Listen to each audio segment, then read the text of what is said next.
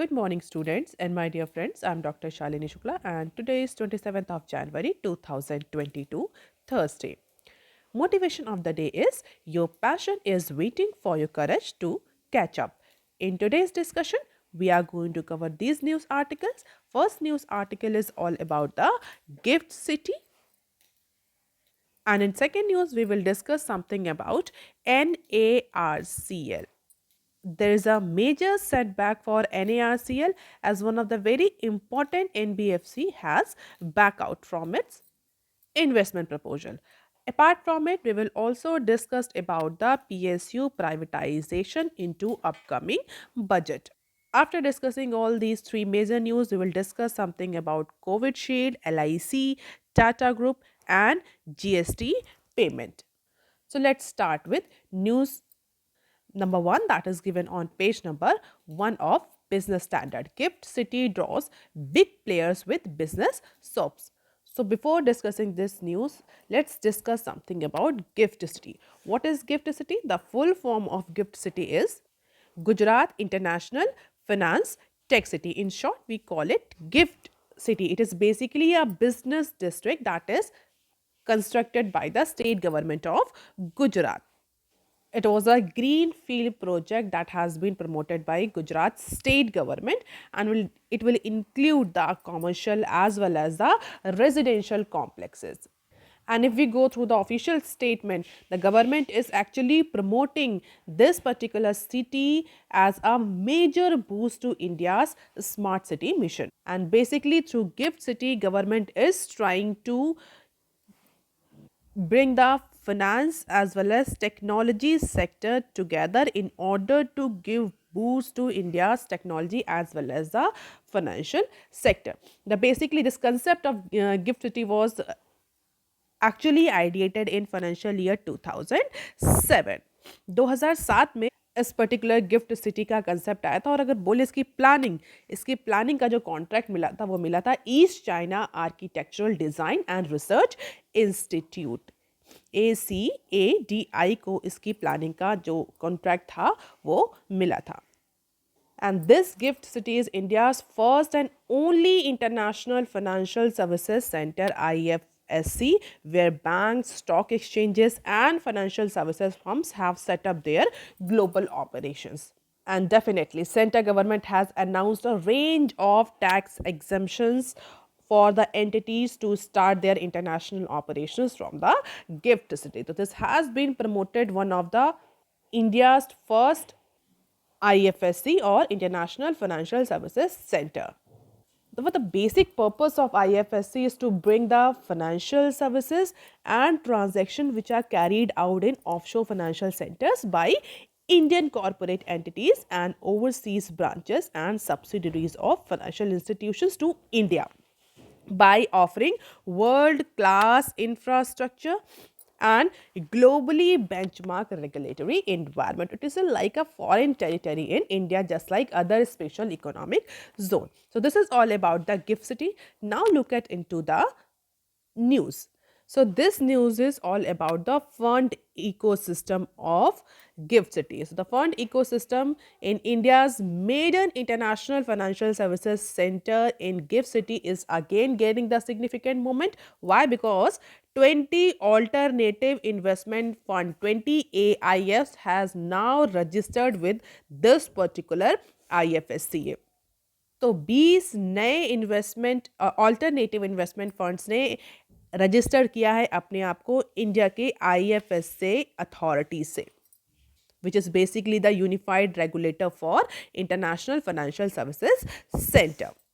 और इसमें different types के ऑल्टरनेटिव फंड्स, अगर हम बात करें वेंचर कैपिटलिस्ट भी हैं, प्राइवेट इक्विटी फंड्स भी हैं, हेज फंड्स भी हैं, and if we include the commitment, if you include the commitment of all these 20 alternative funds, तो approximately $4.6 billion का investment आने वाला है from these global investment according to the people aware about this matter. तो 20 alternative investment funds जो हैं वो registered हुए हैं गिफ्ट सिटी के IFSC में, जो कि approximately $4.6 बिलियन डॉलर का इन्वेस्टमेंट लाएंगे। Additionally 25 fund managers, 6 to 7 portfolio management services and 4 to 5 investment advisors have also been registered with IFSCA। तो इन 20 AIF के अलावा fund managers, portfolio management services और इन्वेस्टमेंट एडवाइजर भी रजिस्टर्ड हुए हैं इंडिया की गिफ्ट सिटी के international financial services centre authority के पास। और इन सब के अलावा 20 से 30 तक के प्लेयर्स अगर हम बोले तो और हैं जो अपनी एडवांस स्टेज पर हैं फॉर अप्लाइंग एप्लीकेशन की एडवांस स्टेज पर है। तो इन सब के अलावा इसके बाद 20 से 30 और इन्वेस्टर्स जो हैं वो इस पर्टिकुलर फंड सर्विसेज के लिए अप्लाई करेंगे। और इसके बाद total banking transaction at IFPCA are estimated to have cross the $140 billion and NDF transaction to have crossed approximately $170 billion। तो जो ट्रांजेक्शन्स हैं उनकी वैल्यू जो है इंटरनेशनल फाइनेंशियल सर्विसेज सेंटर जो कि गिफ्ट सिटी में सिचुएटेड है उसमें 140 बिलियन और 170 बिलियन तक बढ़ जाएगी। NDF stands for non-deliverable forwards। We are not going to discuss about NDF into this news, but yes, as per the current news, after the investment by these alternative investment funds, funds manager, investment portfolio, venture capitalists, the transaction value under IFSC is going to increase up to $140 billion and $170 billion in case of non-deliverable forwards। और अगर अभी के scenario की बात करें तो approximately 20 foreign और Indian banks जो हैं वो इंडिया के IFSC इकोसिस्टम गिफ्ट सिटी का पार्ट है। And as per the MD of the group, this gift city gift IFSC is emerging as a preferred destination for India centric funds. और बहुत से और नए इन्वेस्टर्स जो हैं फंड जो हैं वो इंडिया के इस गिफ्ट IFSC में इन्वेस्ट कर रहे हैं, रजिस्टर कर रहे हैं अपने आप को। And this is giving the major boost to the gift city. While Category 1 and Category 2 funds enjoy pass-through status from tax perspective, the government has especially introduced a special tax regime for Category 3 alternative investment funds। अच्छा, यहाँ पर बार बार alternative investment funds की बात हो रही है तो जल्दी से डिस्कस कर लेते हैं कि ऑल्टरनेटिव इन्वेस्टमेंट्स फंड जो इन्वेस्टमेंट फंड्स होते हैं ये बेसिकली होते क्या हैं। अगर सेबी रेगुलेशन 2012 के अकॉर्डिंग बोला जाए तो alternative investment funds could be any privately pooled investment fund. यहाँ पर एक वर्ड आप याद रखेंगे, privately pooled investment funds, whether from Indian or any foreign sources। So any privately pooled investment firm in the form of a trust, it could be in the form of the trust, it could be in the form of the company, it could be in the form of body corporate or even a limited liability partnership LLP। So it is a privately pooled investment firms। And AIF does not include the funds covered under the SEBI mutual fund regulation, SEBI collective investment schemes regulation and other regulation of the board to regulate the fund management activities। So basically AIFs of the private funds which are otherwise not coming under the jurisdiction of any regulatory agency of the India।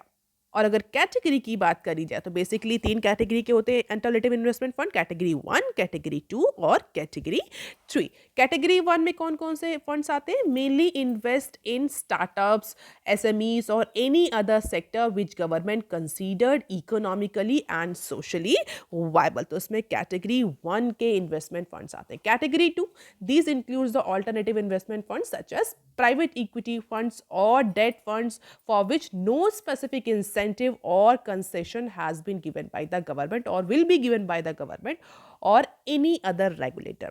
Category 3, basically it includes the hedge funds or funds which trade with a view to make short term returns or such other funds which are open ended and for which no specific incentive, concession, tax soaps will be given or has been given by the government or any other regulator। तो basically 3 categories में alternative investment fund होते हैं। जो यहाँ पर catch है वो ये सिर्फ इतना ही कि these are the privately pooled fund और it could be in any form, company, trust, body corporate, LLP and these are not regulated by any specific agency in India. और इनका सीधा पर्पस यही होता है कि रिटर्न मैक्सिमम रिटर्न अर्न किए जाएं जहां भी इन्वेस्ट करें। For investors AIF in gift city IFSC are not required to obtain permanent account number of India, which provide ease of doing business for foreign investors, and that is why number of alternative, a number of foreign AIFs are actually registering themselves into gift cities IFSC center.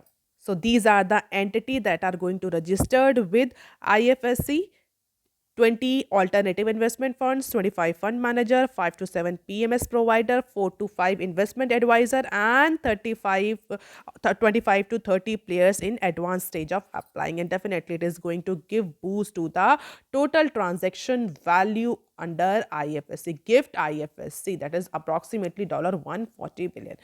And benefits scam, why these investment funds are actually registering under this particular gift IFSC. Investors not required to obtain permanent account number and of India.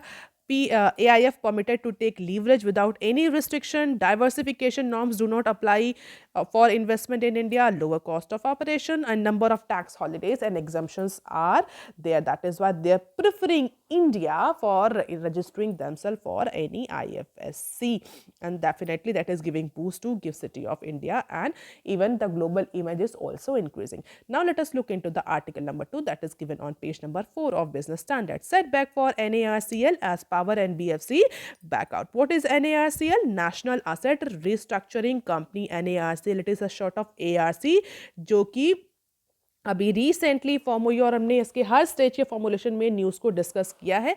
It is basically IB और banks backed ARC है, जहां पर government ने कुछ साल के लिए guarantee ensure करी है for particular amount of capital. After this years or after this time period, government will exit from the support of this National Asset Reconstruction Company.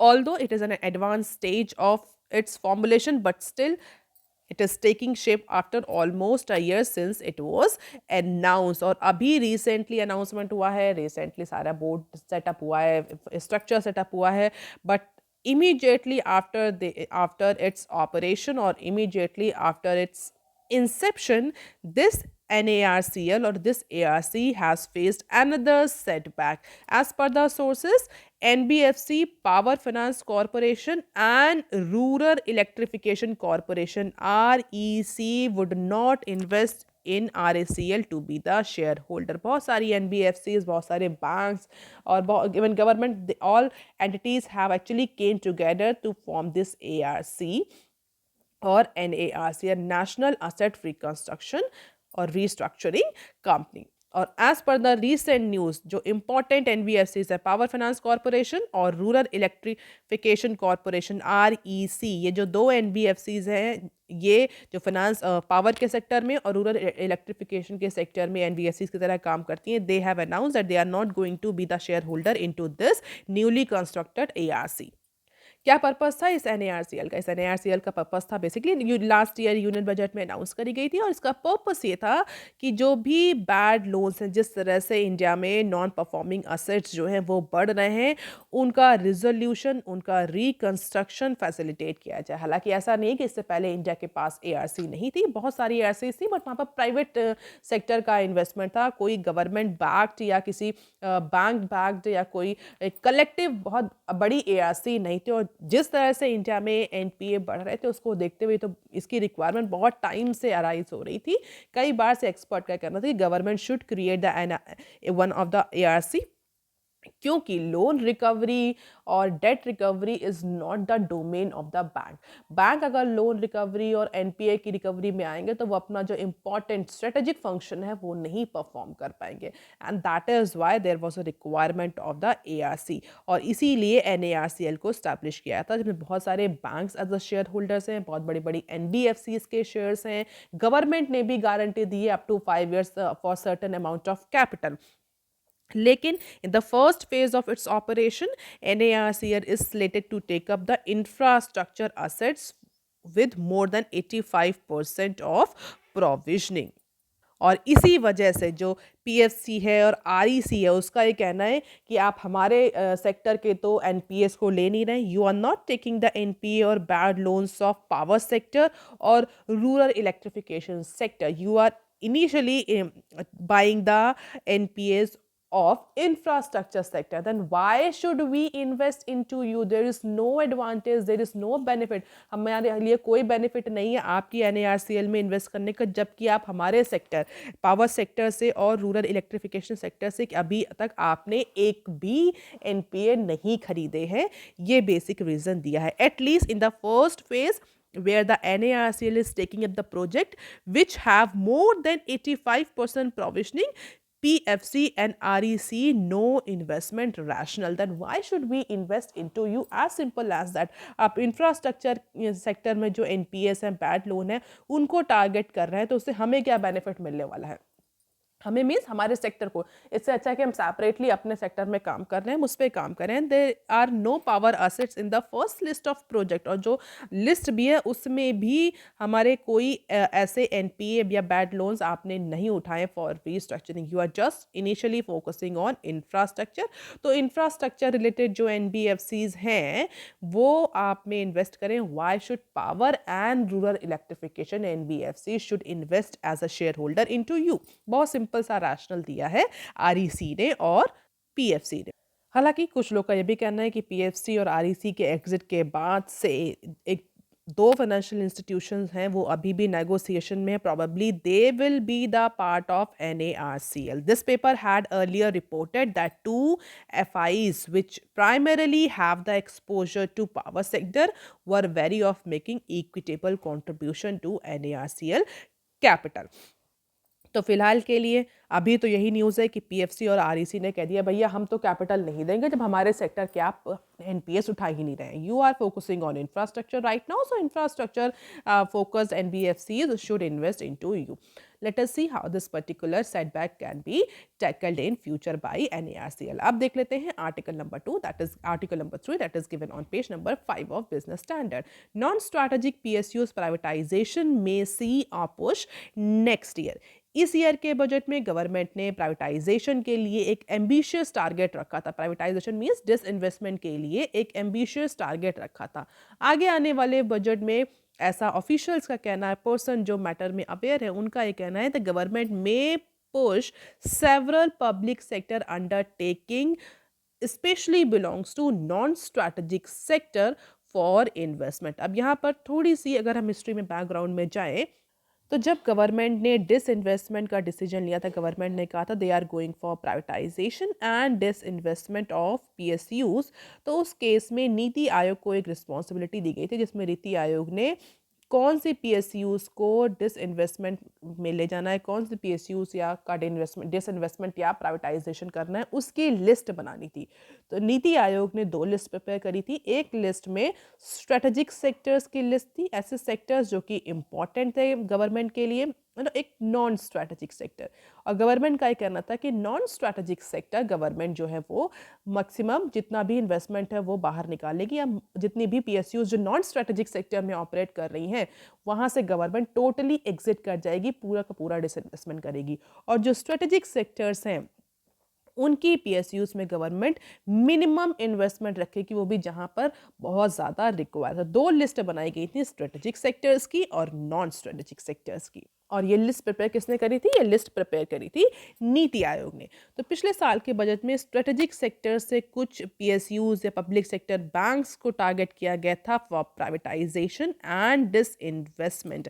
But इस साल के बजट में ऐसा प्रपोज किया जा रहा है, ऐसा एंटिसिपेट किया जा रहा है कि for this year non strategic sector could be on the card for government in order to generate the revenue through disinvestment or privatization. So the government may put several PSUs in non-strategic sector on the block next year as it's planned to continue with its privatization push as per the officials. अब यहाँ पर एक question उठता है कि कौन कौन से ऐसे सेक्टर्स हैं जिनको स्ट्रेटेजिक या नॉन स्ट्रेटेजिक कहा जाए. बहुत ज़्यादा लिस्ट तो क्लियरली गवर्नमेंट ने नहीं पब्लिश करी या नीति आयोग ने, लेकिन अगर बात करें नॉन स्ट्रेटेजिक सेक्टर्स की तो बेसिकली इसमें steel, hospitality, tourism, urban development, health care जैसे सेक्टर्स हैं जहां पर गवर्नमेंट अपना एक्सपोजर मिनिमम टू ज़ीरो रखेगी। कोई भी इन्वेस्टमेंट गवर्नमेंट का जो लॉन्ग टर्म पर्पस है, there is no intervention, there is no investment, there is no interference by government into these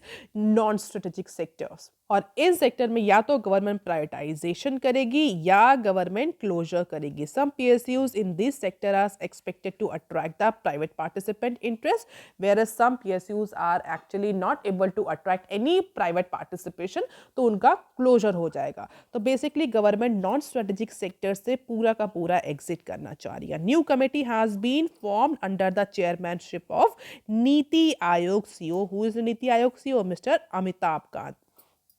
तो एक नई कमेटी सेटअप करी गई है। इस कमेटी का सीधा सीधा पर्पस है कि आइडेंटिफाई करना कि इस फाइनेंशियल ईयर के बजट में कौन कौन से नॉन स्ट्रेटेजिक PSUs होंगे जिनका प्राइवेटाइजेशन इनिशिएट किया जा सकता है विदाउट मच हसल। बहुत ज़्यादा प्रॉब्लम के बिना ऐसे कौन से पब्लिक सेक्टर अंडरटेकिंग्स हैं जो नॉन स्ट्रेटेजिक सेक्टर्स में हैं और उनका इन्वेस्टमेंट ईजिली हो सकता है, जल्दी हो सकता है फॉर दिस फाइनेंशियल ईयर 23। और उसी के अकॉर्डिंग जो है वो गवर्नमेंट रिवेन्यू का टारगेट सेट करेगी फॉर अपकमिंग बजट। और ऐसा एंटिसिपेट किया जा रहा है कि according to that government will provide the road map for privatization of non strategic PSUs। अगर पुरानी लिस्ट की बात करें जहां पर नीति आयोग ने स्ट्रेटेजिक और नॉन स्ट्रेटेजिक सेक्टर्स को क्लासीफाई किया गया था, तो उसमें अप्रॉक्सीमेटली 50 पब्लिक सेक्टर या 50 PSUs आइडेंटिफाई किए गए थे जो कि नीति आयोग के अकॉर्डिंग प्राइवेटाइजेशन या डिसइन्वेस्टमेंट की प्रोसेस में जाने चाहिए। तो 50 PSUs की लिस्ट नीति आयोग ने प्रपोज करी थी। Centre has recently constituted the committee of group of officers CGO। उसके चेयर कौन चेयर करेगा उस कमेटी को? That particular committee will be chaired by नीति Aayog CEO and that will help the Department of Public Enterprises DPE for identification of the PSUs in non-strategic sector। उस 50 की list से अब जो डिपार्टमेंट ऑफ पब्लिक एंटरप्राइजेस है वो final list short out करेगा कि इस पर्टिकुलर फाइनेंशियल ईयर में किस किस PSU का प्राइवेटाइजेशन होना है। और बड़े बड़े रेनाउंड एक्सपर्ट्स जो हैं they are the part of this particular committee. So up for sale non strategic PSUs may see the high private participation, but government do not want to be hurry on this particular part because government wants to generate the excess amount of maximum possible amount of revenue.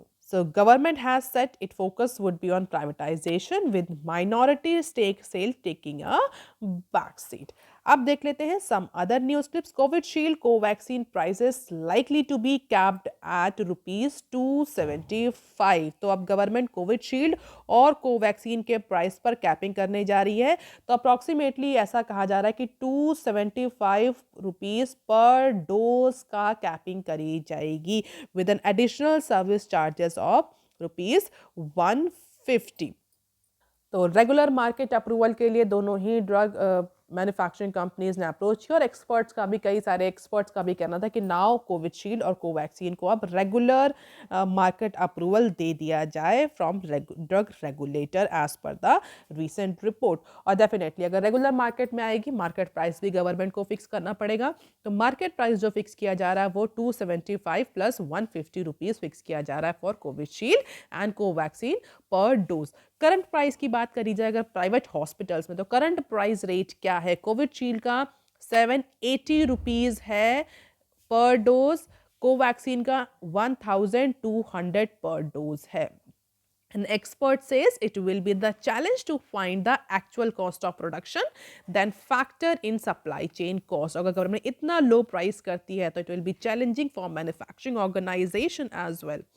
But अभी government के लिए जो focus है वो affordability है। Government अगर regular market approval देती है तो गवर्नमेंट का सीधा फोकस है कि वो अफोर्डेबल हो। अगर इतने ज़्यादा प्राइस पर रखेगी गवर्नमेंट तो डेफिनेटली चाहे वो मार्केट में अवेलेबल हो people will not buy it. That is why government wants to do the capping of it. Let's see how this minimum price will actually work into the real market. अब देख लेते हैं next clip. LIC exit AI debt at a profit before handover. So Life Insurance Corporation of India has exited its entire investment from Air India. Air India debt instrument में जितना भी exposure था LIC का, LIC ने उस exposure से exit कर दिया। तो अभी एयर इंडिया को हैंडओवर किया जा रहा है टाटा ग्रुप को। तो आज के दिन हैंडओवर होना है प्रॉपर। तो इस हैंडओवर से पहले LIC ने पूरा का पूरा अपना जो डेट एक्सपोजर था एयर इंडिया में, उससे एग्जिट कर लिया है। As per the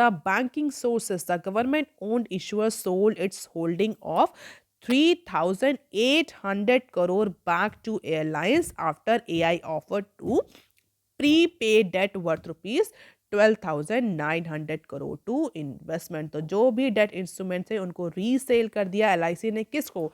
air India को ही। जब एयर इंडिया ने ऑफर किया to prepay debt worth rupees 12,900 crore to investors. और अगर AI की बात करूं तो अप्रॉक्सीमेटली LIC का 3,000 करोड़ का इन्वेस्टमेंट था एयर इंडिया में। लेकिन इसके बाद अब LIC ने ये अनाउंस किया that LIC will not invest in airline in any future as it will not be owned by a private limited company। तो अब LIC इस एयरलाइन में फिलहाल के लिए इन्वेस्ट नहीं करेगी और जितना भी एक्सपोजर था वो अब ओवर हो चुका है, एग्जिट कर गई है LIC। अब देख लेते हैं next clip. Tata group loan Indian brand इन टॉप 100। पैंडेमिक के ड्यूरेशन में इंडिया की IT सर्विसेज ने और IT कंपनी ने बहुत ज़्यादा अच्छा, IT कंपनीज ने बहुत अच्छा परफॉर्मेंस दी। अगर बात करें तो Indian IT services firms may have outpaced their US counterparts and emerge as most valued brand globally according to the brand finance Global 522, but the Indian conglomerate ranking appears to be slipping। अगर टाटा की बात करें, Tata means TCS की बात करी जाए, विप्रो की बात करी जाए, इंफोसिस, जो लीडिंग IT कंपनीज हैं, उनकी परफॉर्मेंस थ्रू आउट पैंडमिक बहुत अच्छी रही है। और इवन कहीं ने तो मार्केट वैल्यूएशन के टर्म्स में कुछ ग्लोबल IT फर्म्स को भी क्रॉस कर दिया था। बट अगर हम देखें ब्रांड फाइनेंस ग्लोबल 500 की रैंकिंग, तो उसमें केवल और केवल IT के नाम पर टाटा ग्रुप ही रैंक बना रहा है। तो टॉप 100 की लिस्ट में इंडिया के साइड से केवल और केवल टाटा ग्रुप का ही नाम है इनटू दीज इंडियन ब्रांड्स।